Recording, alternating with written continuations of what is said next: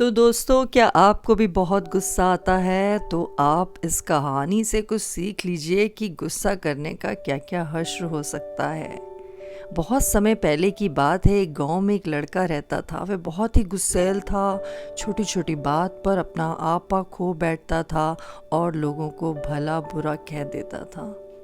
उसकी इस आदत से परेशान होकर एक दिन उसके पिता ने उसे कीलों से भरा हुआ एक थैला दिया और कहा कि अब जब भी तुम्हें गुस्सा आए ना, तो तुम इस थैले में से कील निकालना और बाड़े में ठोक देना।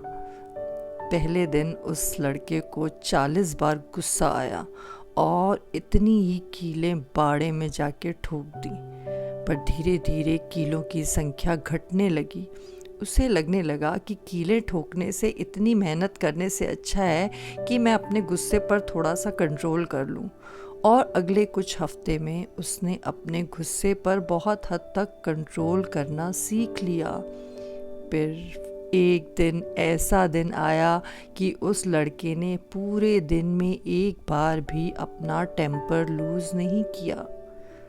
जब उसने अपने पिता को ये बात बताई तो उन्होंने फिर उसे एक काम दिया और कहा कि अब हर उस दिन जिस दिन तुमको गुस्सा ना आए, इस बाड़े में से एक कील निकाल कर ले आना।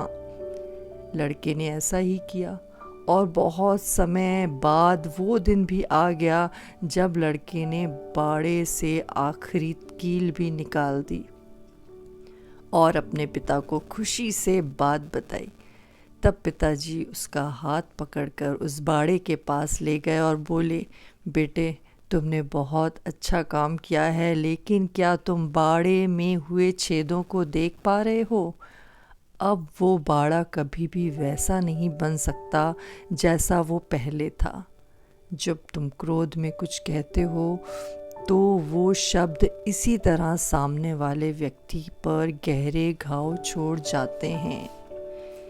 इसीलिए अगली बार अपना टेम्पर लूज़ करने से पहले सोच लेना कि तुमने किसी को कितना कुछ कह दिया है जो इस तरह से उसके मन पर घाव छोड़ गया है। और उस बाड़े में और कीलें ठोकना चाहते हो तो बार बार टेम्पर लूज़ करना।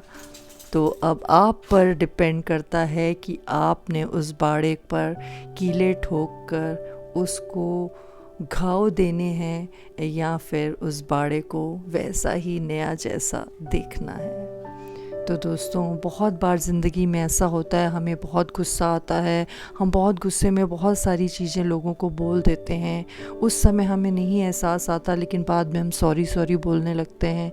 लेकिन उस सॉरी का कोई असर नहीं, क्योंकि वो तीर तो काम कर चुका है, वो बाड़े की कील अपना काम कर चुकी है और उनके हृदय में आघात छोड़ चुकी है। बहुत समय लगेगा उसको भरने में। तो इसलिए ज़रा सा गुस्सा करने से पहले ज़रा सा रुक जाइएगा। थैंक यू सो मच और मेरे चैनल को सब्सक्राइब करना मत भूलिएगा। Thank you so much.